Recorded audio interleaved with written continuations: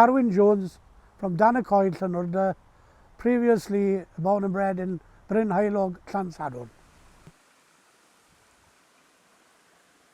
About a mile, less than half a mile from my home, Bryn Haelog, which is on the Llansadwrn road there, was the River Marlais, and a great character there, related to my wife, as it turned out to be later on, had the Farm Park Lodge.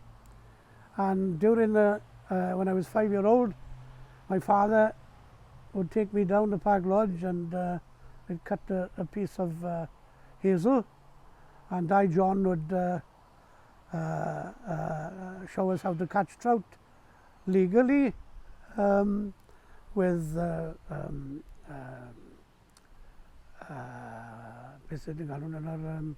worms. So I started from a young age. So I've always fished on the Marlais from the age of 5 till I left Bryn Haelog in 1955. Obviously went to a small rod that I was given to Christmas or whatever it was. And in those days it didn't use a lot of gut either. It was mainly line that you'd use from fly rods. And you'd tie that to a certain way. And it would be just that, and put a hook on and away to go. But there was plenty of fish in the river then. But during that time, if Lake was here now, Emil, is it? Yeah. Emil Lake's father was a policeman here and married Lake's first wife then. Ina, she was a teacher. And she lived in the next little farm, only 100 yards away. And she used to catch them and taught us how to do it. With she'd get a bit of wire and a bit of wood and poking down the river, and we'd catch the trout that way. But that was my first remembrance of it, was fishing as a boy then. And then when I left in 1955, I didn't go fishing then, perhaps until I got married here, and the day I got married here, sorry, not married, I'd been married 3 years, I was living in Swansea. First, when my daughter was ready to come to this world, this river here, it was overflowing, brown, too much really. And my mother-in-law in the garage told me not to be a nuisance, go do something, she said, because Anne was in Cottage Hospital. So I got a rake of worms and away to go. And I'm not kidding you, this is not any lies. I kept 68 trout, threw a lot back. It's the most I've ever caught. But this river, same as the Dewlice where I was full of it. It went down there and then around the bridge, and then it went round that field and rejoined it in 1970 they did the bypass, but it went round there. So from the top of this bank here, right round to the end of that other field there, I had that many trout. Never had as many afterwards, mind, but we'd get a dozen. So Roy and I used to go out early in the morning, legal now, with rod and line, and either here or up the Mynys, the next one up. And we'd go out at, 5:30, and we'd back in work then by 7:30 to go to work then. And we'd always get a bag each of trout, but not now.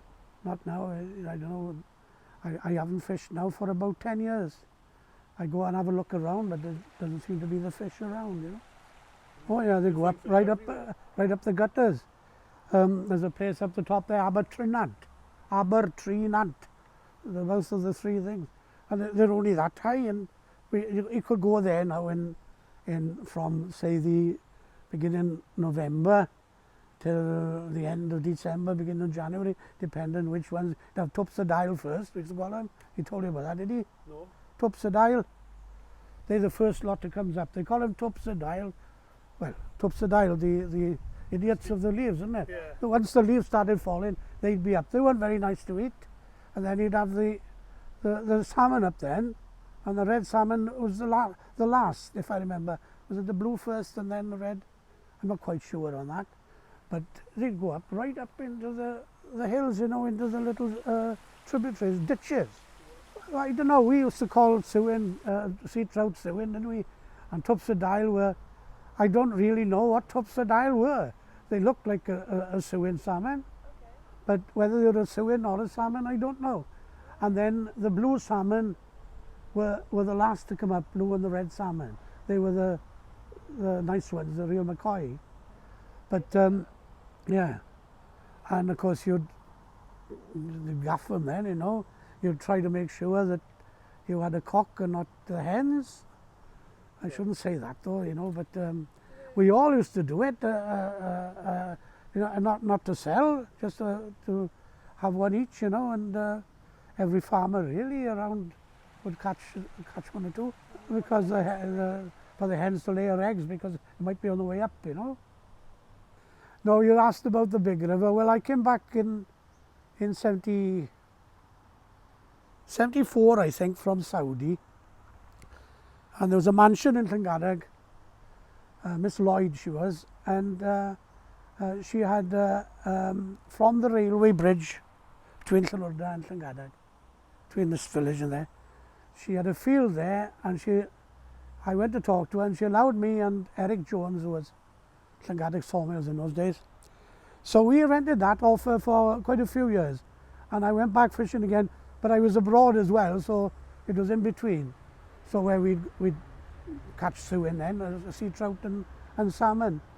But we had it for about 5 years, from the railway bridge up to one field then. But it was a lovely little spot, you know, and I used to let friends go down there, and since then, really, other than out on this river, say in the 80s, and about the last, in the 90s, no.